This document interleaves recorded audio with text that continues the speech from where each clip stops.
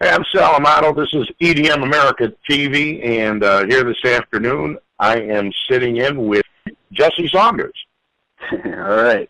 What's up, everybody? Let me say one thing, though, and that intro was wonderful, but Godfather I reserve for Frankie Knuckles. My title is the Originator. Stay that way because I like to keep a distinction so that everybody's happy. You know what I mean? I hear you, man. And you know what? We're just going to roll with it because you know what? That's respect, and this industry needs a hell of a lot more of respect in it. And I'm going to roll with it, and we're going to let that go, man, because you showed the respect and the distinction in that. So we're off to a good start already, Jesse. Well, you know, if you know anything about me, man, I'm still a humble guy. You know, all this stuff hasn't dawned to my head in the last almost 30 years, so it's not going to start now. So let's, you know, on one of our sister sites, Jesse, which you're very familiar with, which is WBMX.com, where it's everything old school, and you know, we tell the story of house music, and you know, I went to Whitney Young, you know, you went to city schools, you know, we were all doing the party thing, we were all, you know, everybody was shopping at the DJ stores. It was a different time, different era. For the record, in audio form, let's just lay out, for people who are still thoroughly confused so we can move forward, the term house music, for the love of God, please just lay it out. So we can move past it and move on, okay? I hear you. I feel the same way, man. I feel the same way. Basically, you know, how it works is this. I actually just got off the phone doing some interviews this morning and whatnot, and that's the one thing that keeps recurring, coming back up, is what is house music? You know, what is this thing all about? Where did it come from? Let's get the official story. So here it is.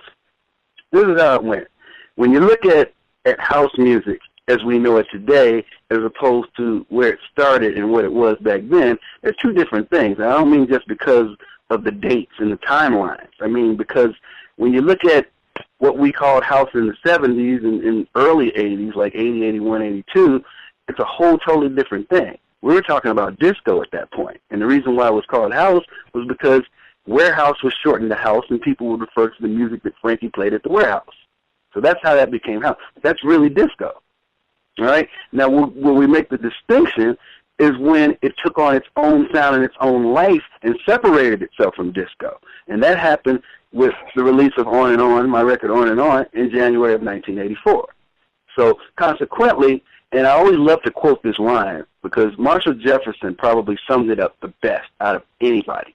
He said that no matter what anybody thinks, Jesse had the first house record simply because he was the first person that we could look up to as someone that was close to us, one of us, you know, wasn't some big star in limousines with fancy clothes and, you know, making the millions of dollars and things, and made people like himself and Steve and everybody else understand that they could do this too.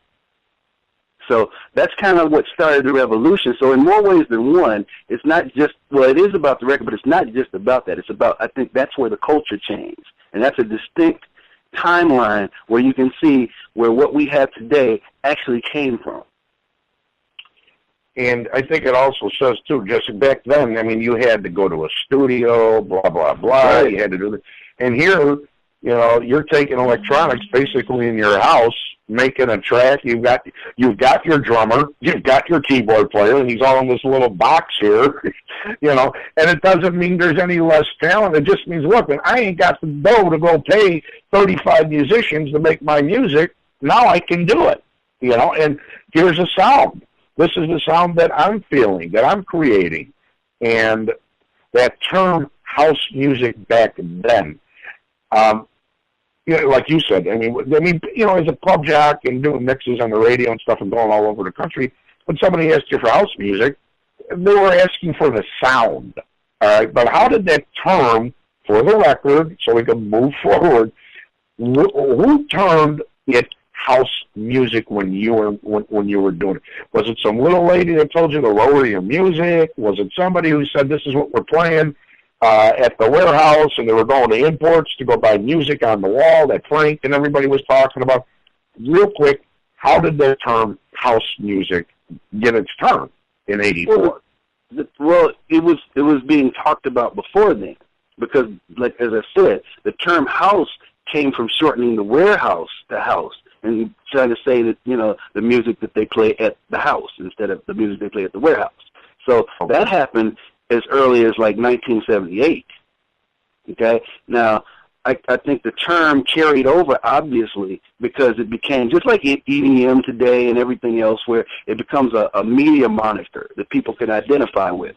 And it was easy for people to identify with house because that was a recognizable term within the Chicago community. So I think it kind of just carried over in that way. But the actual term comes from the warehouse. Yeah, and you know, and maybe you can elaborate on this. I mean, you know, fast forward, here we are today, and you know, you see a lot of the big names. I mean, just I don't know about you, dude, but I had waited so long for dance music finally to become not the bastard child of radio. You know what I mean?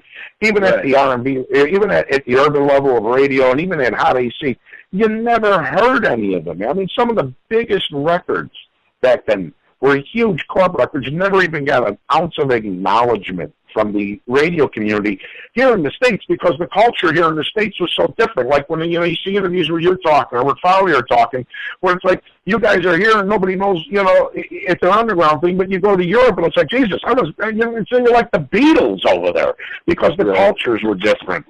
And exactly. I think a lot of, you know, like Avicii, Applejack, and the guys today, when they say, you know, they're doing house, it's their definition, it's their version, it's what they feel, it's how they do it. It's no different than when Jim, I mean, for me, and I'll get your opinion on this, but for me, when I hear them talk about talk about the Doors, you know, in the 60s, the Doors were rock and roll. In the 50s, Elvis, Chubby Checker, Little Richard, it just changed. A new generation came and it made it its own, and I think that's what you're seeing today. What are your thoughts? What do you think on that, Justin? Well, I mean, you know, the number one definition of house, when people try to define it, you know, what it's about, is that you'll hear is house is a feeling. So, consequently, as a feeling, it can be represented in a variety of different ways, because it's all about what it makes you feel and how it makes you feel. And I think that, you know, house, you know, electronic dance music, it's all pretty much the same thing, just different, you know, specific genres within it. It all does that for you, which I think is why it separates itself from all the other genres. I mean, you think about, like, you know, metal and hip-hop and all that. Those are more angry kind of styles of music. You know, house music doesn't make you angry. It makes you feel good and smile, and you want to love everybody.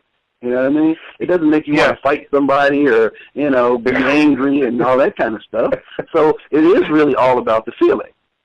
Yeah, I tell you, I get a feeling like when I hear Pantera or Danzig, the feeling I get is I want to rip off my arm and beat the living shit out of myself, because it's so angry, you know. And you listen to house, and even, you know, if you want to go to the deep house term, when you want to go back to, like, you know, Which Way Is Up by Stargard, or even, you know, BT, Express with Peace Pipe, and, you know, you go to those old disco records that were, you know, played in the discos at the time. Man, you heard that shit, you were feeling that, you felt great. You didn't want to go out and whoop anyone's ass. You wanted to go out and dance with somebody and hopefully, you know, find some chick and have a good time at the end of the night. Yeah, exactly. So now today, you're still in the scene, man. I mean, you're making things happen. Let's talk about what you're doing today with the 30th anniversary of House. Let's get into that, man. Well, as I said before, you know, January of 1984, January 20th, to be exact, was the day that On and On actually got released. But let me do a little side story before I go there. That wasn't actually the first record that I did. A lot of people don't know the order of sequence, because it didn't happen the way it unfolded a different way than it actually happened back there. Because the first record that I did was was Fantasy with Screaming Rachel. Okay, but that was on Mitch Ball Records, as you know. But when I did it, I actually did it I started on in the spring of '83. Actually finished it after probably 2 or 3 different studio sessions to get it the way I wanted it in the summer of '83, like about somewhere in June, July-ish or whatever. And Mitch sat on it. He never put the thing out. So I got frustrated by the end of the year, sometime around November, December-ish, and, you know, sought out Vince Lawrence, who was actually working my lights. I got him a job at the Playground doing lights at the time. And he had brought me his record called Fast Cars that he had done on Mitch Ball as well. So I knew he knew how to go make records.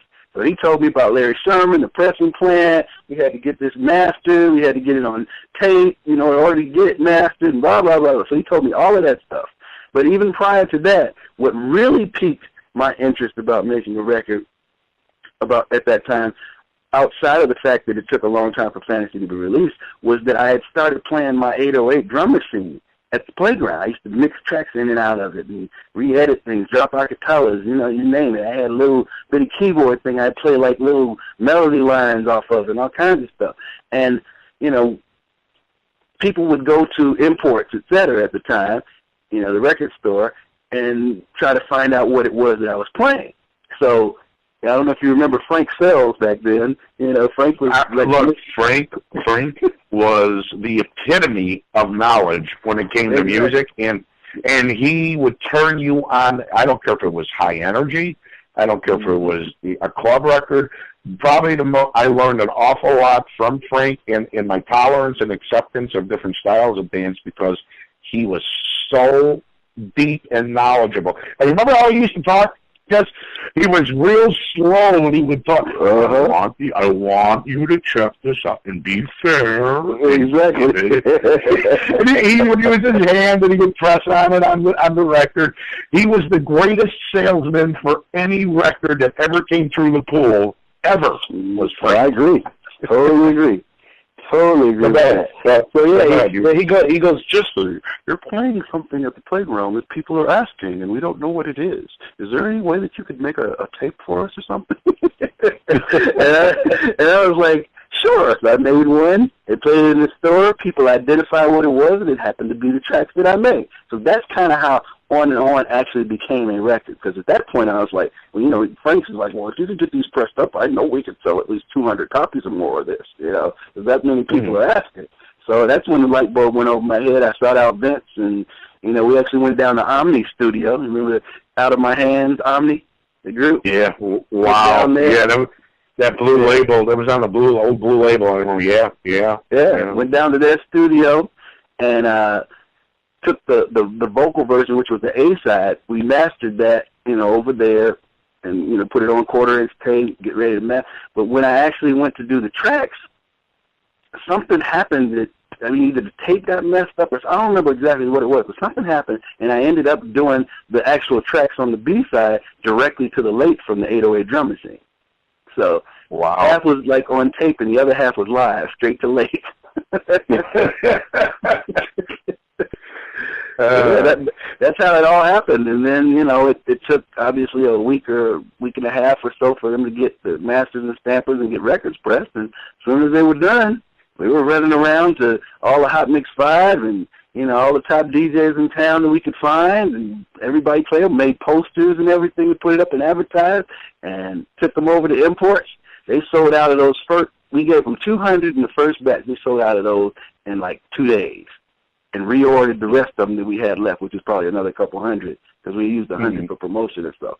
And after that, we just kept going back and getting records pressed practically every few days, because then obviously Loop and, all the other record stores wanted to have it. And, we were selling so many records back then. It was unbelievable. And I couldn't believe that people were taking this track. They were playing it actually as in regular rotation on radio stations. And I was like, really? It's just a drum track. Yeah, Lee Michaels. Lee is actually my business partner with the WBMX thing and a couple other projects. And when we, there's times we would talk about, other PDs. When Lee had left WBMX and they sold BMX, and other PDs would ask, what is the deal with this house music? What is the deal with, these records? And Lee would say, look, just shut up, don't question it. Just do it. You can't sit here and try and ask why or what.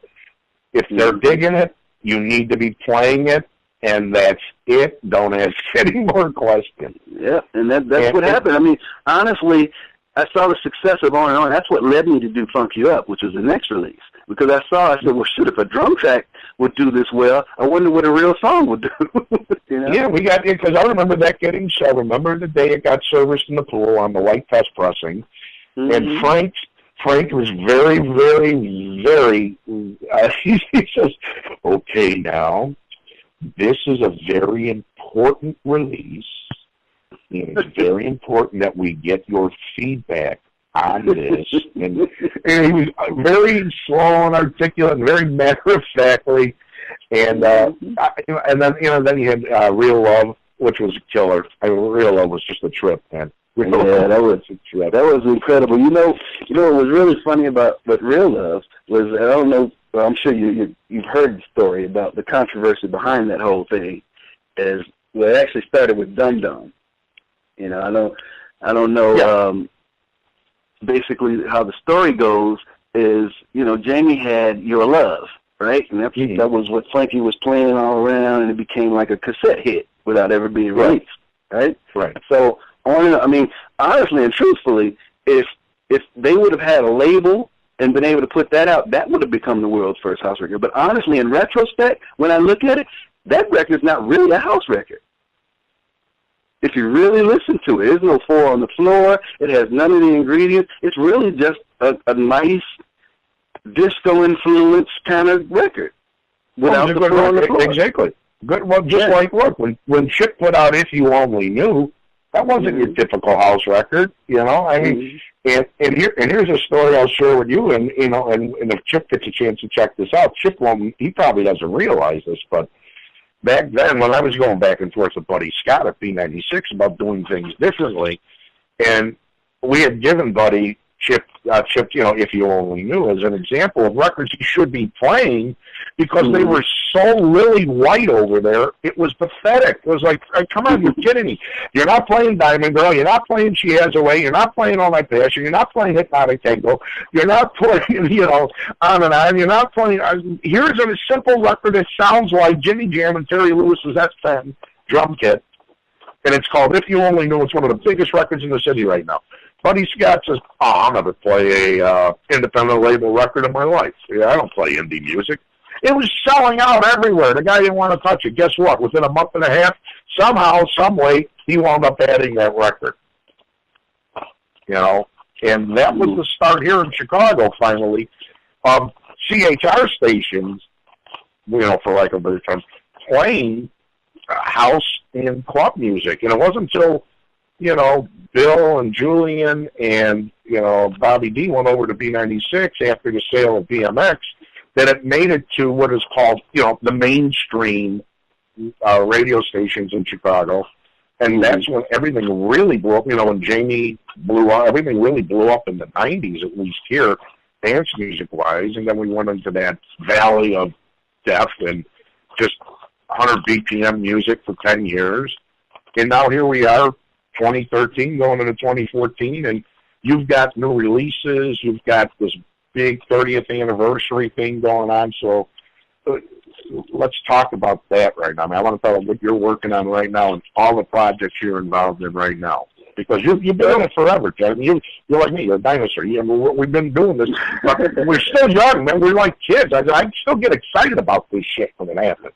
Yeah, that's the beauty of it. It keeps you young. You have a young spirit. You can still bullshit and mess around with each other. And, all this time, see, one thing that I don't get upset with, but bothers me about when people talk about Chicago and the DJs, they don't talk about the unity that we have. Because even though we mess with each other and we talk shit and do all that, we still have unity here. We support each other. Because if we didn't support each other, we wouldn't have what we have. Well, exactly. I mean, when you go back to when you put out those records, Jesse, at that time, all you had was pretty much Arthur Baker all day long. Remember? You go back to 82. If it wasn't off of Solar, if it wasn't Rock Your World by Weeks and Company, if it wasn't Dance or Die, if it wasn't this or that, it was nothing but Arthur Baker all day, and the B-Boys sound out of New York, and then all of a sudden comes 84, aside from the Italo Disco, which is a term that really never existed. I don't know who created that term, but that's what everybody ID'd it as. Now you've got records that they're calling house music from Chicago, coming off of Mitch Ball, coming off of your Precision, coming off of Omnix 5, coming off DJ International, that are just engulfing not only the clubs but the mix shows, not only here in Chicago. But down at, I was at KKFR going back and forth, and I was playing the stuff down there at KKFR, and people were digging it. You're taking a market that was funk-based down there. Well, all they ever wanted to hear was Midnight Star. But all of a sudden, you're hearing Funk You Up in the mix shows right next to All Night Passion. So it was the same thing. Wherever the house music had gone, it was able to get a foothold and start taking away from what was basically Jenny Burton, One More Shot, Arthur Baker, Breaker's Revenge, Arthur Baker IOU, Arthur Baker, John Roca, over and over and over. Or that Shoulders. Yeah. I would be driven. I would just lose my mind. I was like, oh my God, again, another Arthur, and I love Arthur. But I was like, for the love of God, 55 minutes of Arthur Baker's, there's got to be something more people could be playing. And the unity, like you said, sure everybody was arguing. Everybody wants to dump on everybody. But the unity was the fact that people were playing everybody's music here in Chicago. They were playing the house. They were. And if there wasn't a unity, none of that stuff would have been played. Exactly. And that's why I hate to hear people talk about, oh, you guys fight, nobody gets along. It's like, but, I mean, it's like family. You're going to get mad at your brother and stop speaking to him for a while or kick his butt or whatever, but at the end of the day, you still love him, Yeah. So now here we are, 30 years, Jess. What do you talk about the 30th anniversary thing? Well, the first thing that I'd like to mention is that I just got news today that we hit the Billboard Hot 100 single sales at number 59. So that's a great accomplishment within itself because, honestly and truthfully, I mean, where I am now, having been in this business for 30 years and to still be able to get a record in the top 100, I think is a great accomplishment in itself. Yeah, because it's sales. It's sales and airplay, man. That ain't easy. Yeah, and I mean, people talk about, well, house music's not selling like it used to. Well, that's not entirely true. It really is, honestly. I mean, it just has a different moniker on it these days. It's called EDM. But at the end of the day, it still comes from the same place. So that's one thing, and that's kind of fueling my whole desire for this 30th anniversary tour, which will be coming up in 2014. We're actually working on this movement called I Am House, which a lot of people are joining and helping support the movement. It's great. I mean, it's that whole unity, camaraderie, house is a feeling thing of everybody, getting together and participating to celebrate this milestone. So basically, January 20th, what we're doing is the people who have signed up to be a part of this I Am House movement that are promoters or even just DJs or whomever, we're asking everyone, and they're participating and putting together a celebration of their own, whether it's big or small, whether it's in a big club, whatever it happens to be, or it could be at the local tavern or in your house, doesn't matter. Just getting like-minded people together, house heads together to celebrate the milestone to begin the 2014 year. And then in March, at Winter Music Conference, we're going to do a big kind of, symposium event, special event to kick off the tour. And from there, we're going around the world, man. We're going to celebrate this just as I did in the 25th anniversary, where I actually put together the official house music art exhibit. I've commissioned some new pieces to, basically adapt to the last 5 years of where we are currently, because obviously EDM is a big thing right now, so we wanted to celebrate that fact as it's, offshoot of the whole house music movement and where we come and so on and so forth. And, just pulling in people that I really haven't pulled in before. Usually I kept it, people at house and pioneers and stuff like that. This time I'm pulling in some new school DJs, who can bring it. I'm bringing in some quote-unquote EDM performers and people. We're just going to make this a universal tour to celebrate 30 years. That's great. And by the way, we should mention the title of that song is Chameleon, which is top 5 on the EDM America TV top 10. That's beautiful. That's beautiful. So, yeah. How could I forget that? That's Chameleon by Jesse Saunders on Broken Records. Top 5 at EDM America and number 59 on the Billboard Hot 100 sales chart. Yeah. Let's see, you left that. It's a good thing that I was here to promote for you. You've been doing a good job of that already. So now you got the tour, the Winter Music Conference, which is just absolute insanity. And if you remember, the new music seminars were great too, but the Winter Music Conference, I mean, you're in South Beach. And it's a combination of heaven and hell. Exactly. Exactly. But the whole industry is watching down there. It's just like it was with the whole industry's there in pain.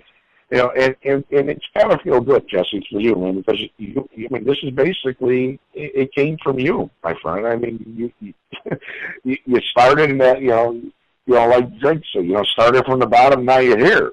Started from the bottom, now we're here, and my whole crew's here, right? Yeah. But the thing about Winter Music Conference, man, is I started going back in the early '90s. When it was just a little bitty conference for industry executives only in Fort Lauderdale, right? And the Fountain Blue, right? It was the Fountain Blue. That's where it was in Fort Lauderdale first before they moved. Oh, that's right. That's right. Yeah. That's right. Yeah. We used to go down there, and again, it was just an industry event, which was great because I think that's my biggest problem right now with Winter Music Conferences. It's so not an industry event anymore. It's all about the party and whatnot, which is good on the other side. But I mean, for me, that's where I got all my business done and set everything up for the rest of the year for the label. And licensing, all your licensing deals were done there. Yeah, remixes, licensing, everything. You just got everything set up at that conference. And as it grew, I was an advisor to them, and I've been an advisor, probably more than 20 years now, setting up the panels, moderating them, giving ideas, and just being a supporter, which is the same thing that I've done for the Amsterdam Dance Event. I was in on the first planning section for that the first year and moderated, panels and help put that stuff together with them as well. So I'm very big on educated, and people understanding what the business is about and how things happen. It's not just about having a great voice or a great record or a DJ playing. It's about understanding how the business of music works. Because if you don't understand that, you might as well just go pack your bags and go home right now. And that's a ticket that I think you and I touched upon a while ago. Is about, man, don't ever lose sight of the most important thing. Business. This is it's all fun and game, but man, if you don't watch your business, you won't even have your ass left. There are a lot of people that can testify to that right now that we know. They're trying to get back in because they got left out. So and some of it was self-inflicted, and some of it was just victim of circumstance. It's a rough business, man. That it's a rough business, man. It is, but one thing when I started out, as green as I was and not really knowing anything about the business other than the fact that I was a DJ, was able to play music, I knew nothing about distribution, but I wrote my own rules. I mean, if you think about it, what label, especially from some little 20-year-old kid has a label, first record, is out selling Prince and Madonna on the major labels, in Chicago, is in major rotation on practically every station in the city and in the Midwest all around the place without knowing anything. Not only that, but going into retail outlets and telling them that, no, you're not going to buy my record for the normal wholesale cost. You're going to pay me almost $2 more than what you normally pay for other records, and they did it. Yep. We wrote our own rules, and I think that's an important factor that gets overlooked in this whole evolution of house music and consequently EDM where we are right now, is the fact that the rules were changed, and that's what made the biggest impact. The music was great, but we changed the rules. Yeah, you took it out of the stodgy old hands of the old bastards that have been there forever, and they were late to the game. They didn't know how to play it, really. Right. When you think about them, Jess, they didn't see it coming. They wanted to just, put their head in the sand like an ostrich, and eventually they're like, shit, we're going to have to go play this game now. Right. That's right. I mean, Atlantic comes to mind. And Atlantic really didn't acknowledge much of it. Then all of a sudden they got their foot in the door, and their sub-labels with Joe Carvello, and all of a sudden, they've got a big, huge dance division.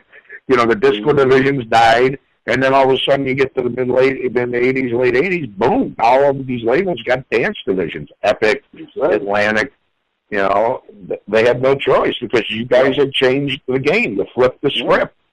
Right. I'm glad you brought up Joey Carvello because that's one of my buddies. I love Joey. He's one of the people that was instrumental in helping us, get from Chicago to New York. I mean, with Dance Music Report and, you know, all those things. If I look back on my career, there were so many people that were instrumental in getting me to that next level that had I not had them in my life, we wouldn't be where we are today.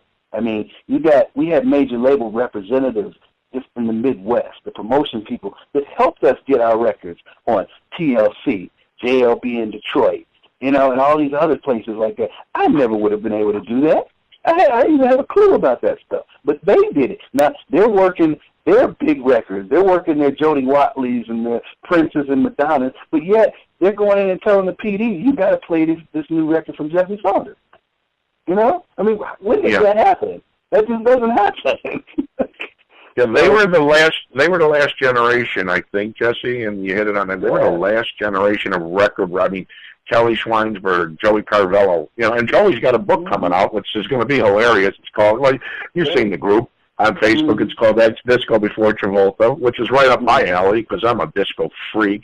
Right. And, you know, but the record, you know, Davey D, when he was at Arista, man, and how much he pushed dance and how much he pushed individual independent artists once they made it to that major label to get them the exposure, like you said, on the JLBs, on Power 96, on Power 106, or even here in Chicago at B96 when Dave Shakes, who didn't have a clue about dance music, had no choice but to start playing it. You know, it's the evolution, those last group of record guys and record people, even girls, I mean women, I mean they all worked their asses off. And it's a tough, but they had good material to work with too, Jess. You know, you were giving them good stuff to work with.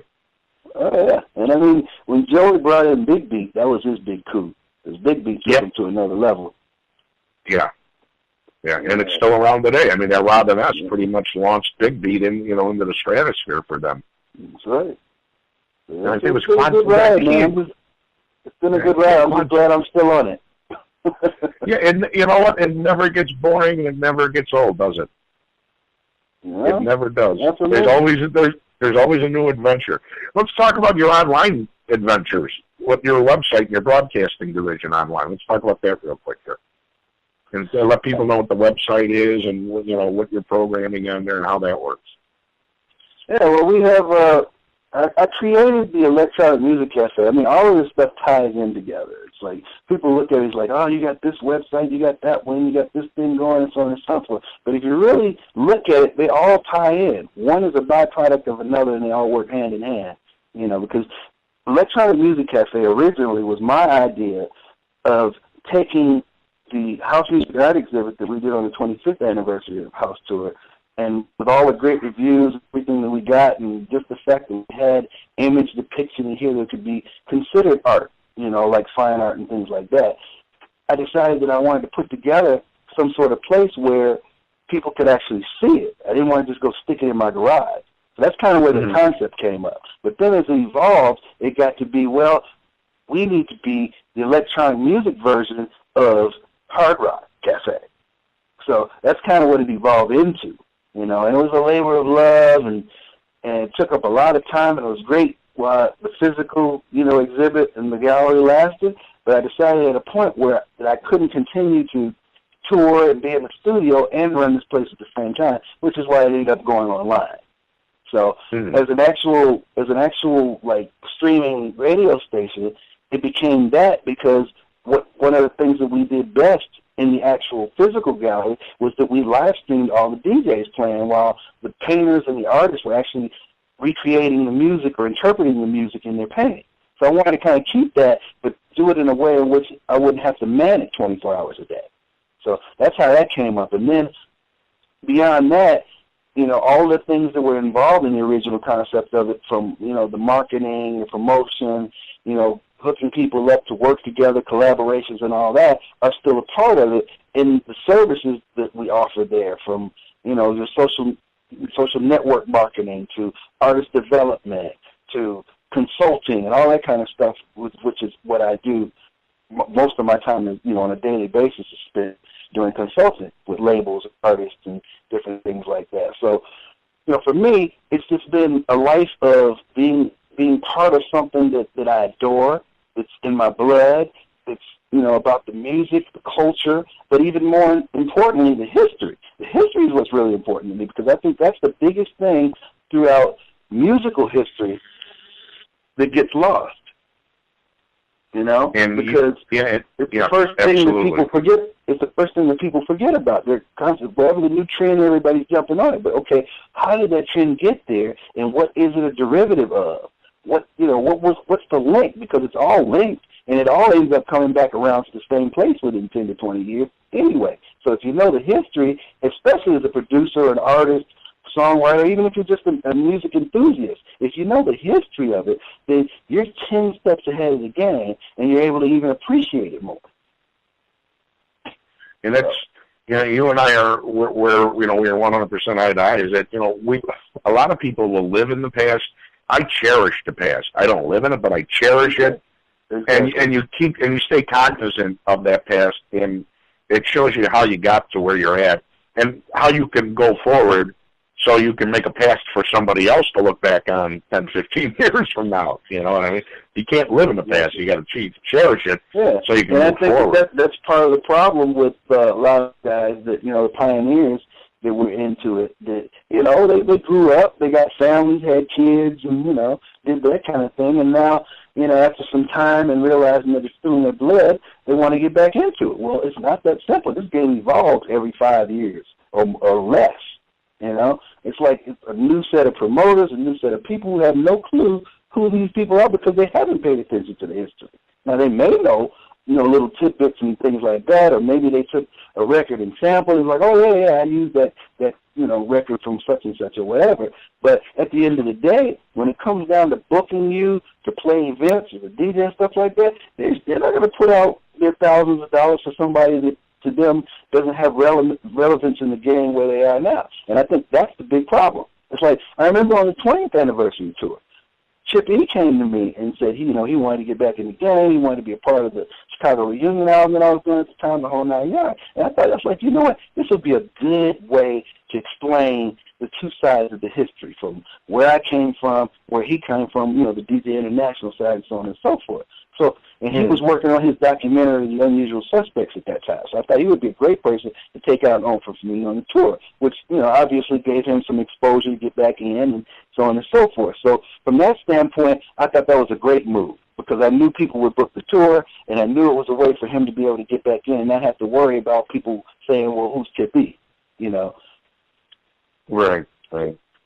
But basically, that's kind of like what I like to do with these tours, is I like to bring in people who have made a stamp on it. I like to recognize them. I give people awards, and every date that we go on, with the, like this year, obviously next tour will be the 30th anniversary of House Music Award. I gave out 25th anniversary of House Music Awards last time, and I gave them out to about 40 different people all over the world, from South Africa to, Brazil and America and Canada and back, So that's what I love. I like giving the representation, the people who represented it, awarding them for what they've done. Because, honestly, we're nothing if someone doesn't come before us, if somebody doesn't continue the legacy. So I think it's really important to recognize people. Yeah, it becomes a lost memory. It's once, and I had this, before I was with you, I was talking with Barbara Tucker, and I was interviewing Barbara, and we were talking about, what good is your work, if it's sitting up on a shelf and nobody ever hears it, knows about it, or it's ever talked about. It just becomes dead catalog, lost with millions of other releases, if nobody takes it and runs with it. You know what I'm saying? If nobody's going to run with it, what the hell good is it? If nobody's going to carry it forward, it just gets lost. And right. when you were talking about awards and things, this is one of my favorite parts. I had always had this idea of doing this U.S. Dance Music Hall of Fame, because I don't want to just pay homage. From EDM America TV standpoint, especially in the environment where we're at today, with dance music and its mass acceptance, no longer the bastard child here in the States, there's a lot of people along the way, in a lot of, as you and I just discussed, from the record reps, Joey Carvello, to the labels, who really worked through the years to help get it to where we are today, to where we're finally at today, where even today, your record, you release a record, and there's no physical record, but yet you're hitting the charts and you're relevant today in an environment where, 10, 12 years ago, everything was at 100 BPMs. You couldn't get any dance music heard anywhere other than the clubs or Europe. You know what I mean?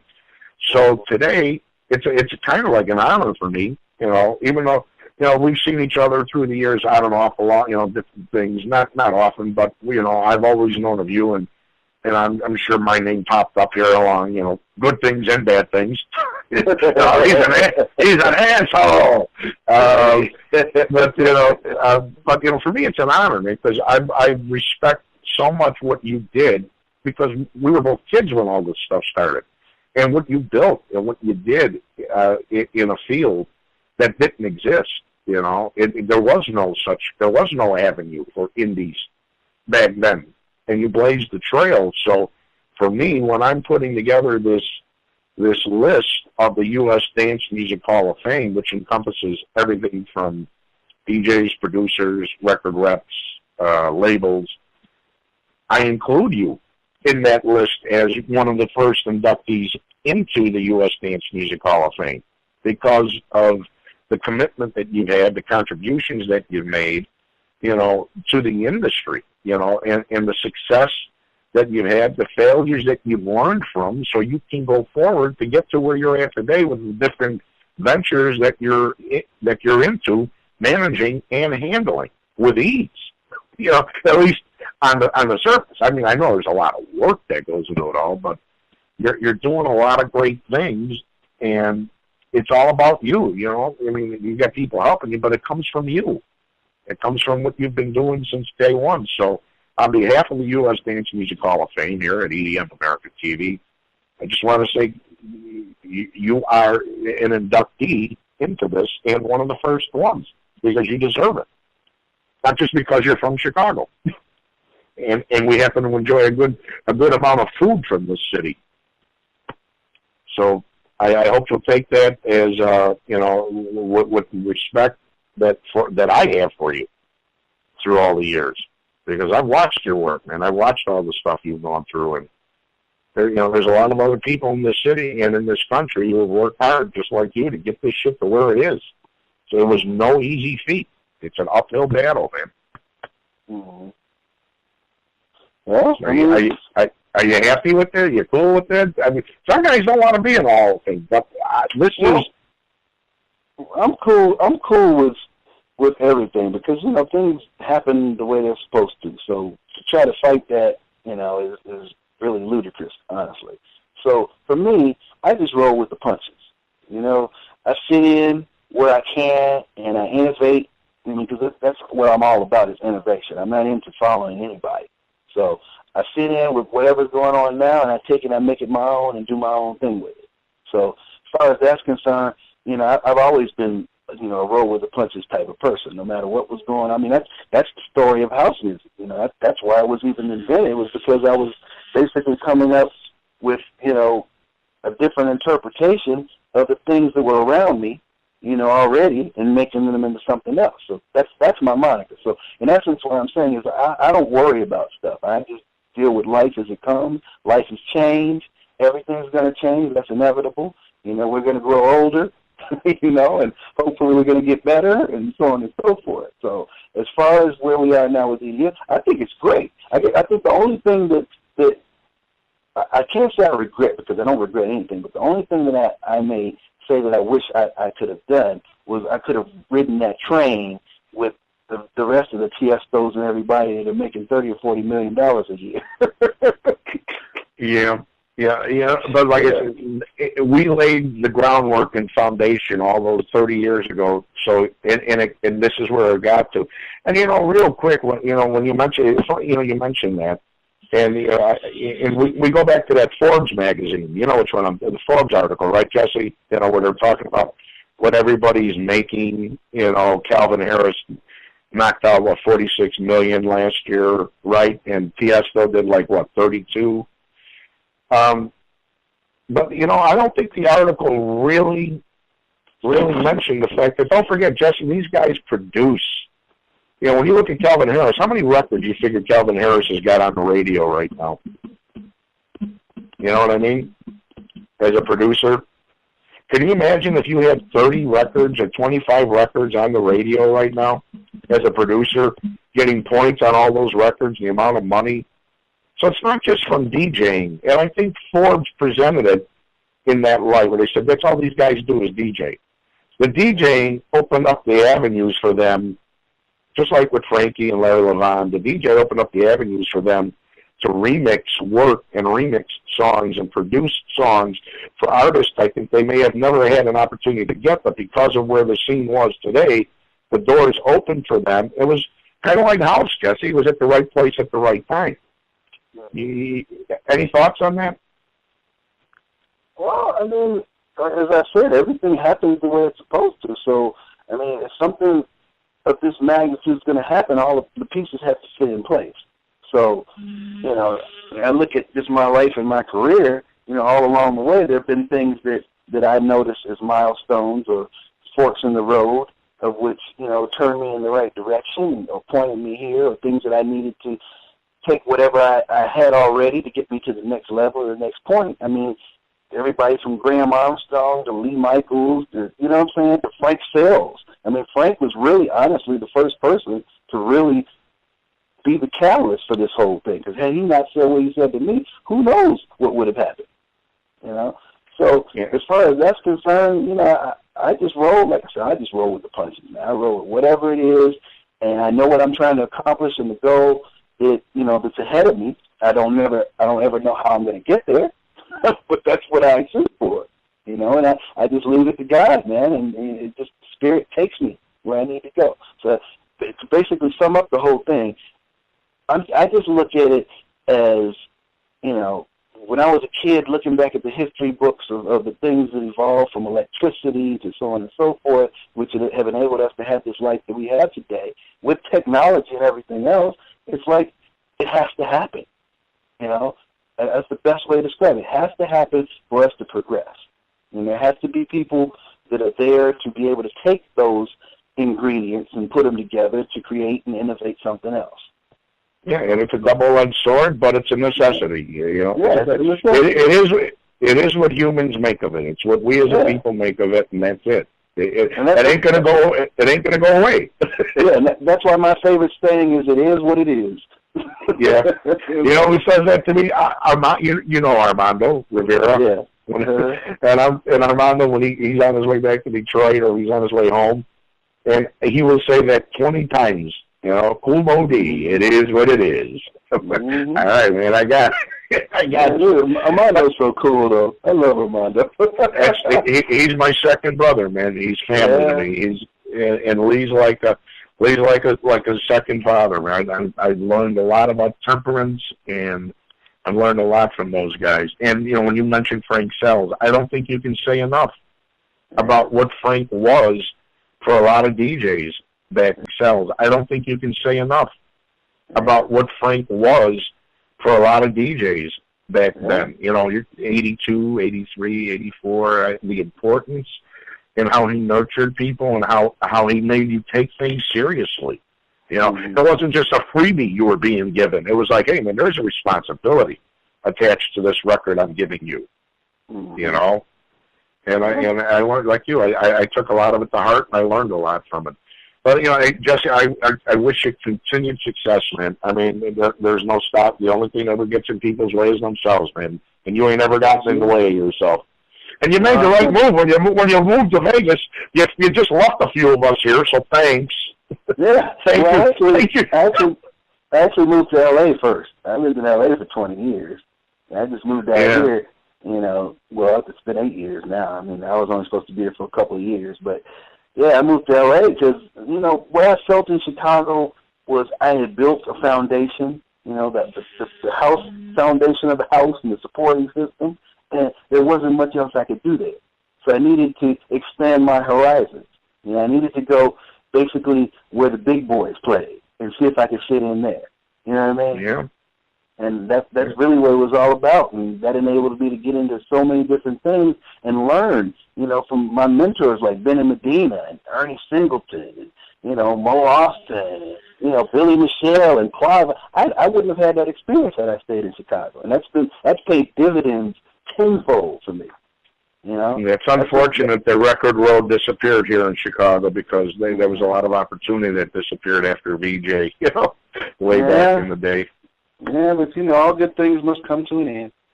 Yeah, you gotta go where, like they say, you gotta go where the jobs are. That's right. If you can't grow anything on that land, well, go find a piece of land where you can grow it.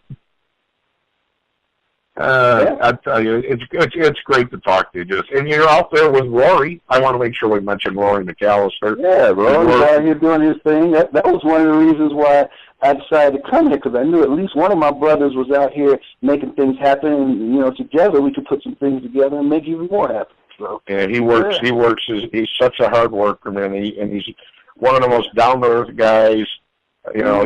He's such a level-headed dude when I talk to him. And with you, and Jesse, you're like a shining example for future DJs, man. And producers. Blaze your own path, man. Make your own path. Don't let nobody get in your way. Do your thing. Yeah, you have to. Nobody time waits for no one. So you got to do it. And it's more than just a Jackson song from the Triumph album, ain't it? All right. All right, my friend. Get going here, man. This has been great. Yeah. Good talking with you, Jesse, and I'll talk with you soon, okay? Sounds good, man. You take care, and good luck to you and the station and everybody else, man. Keep doing those things.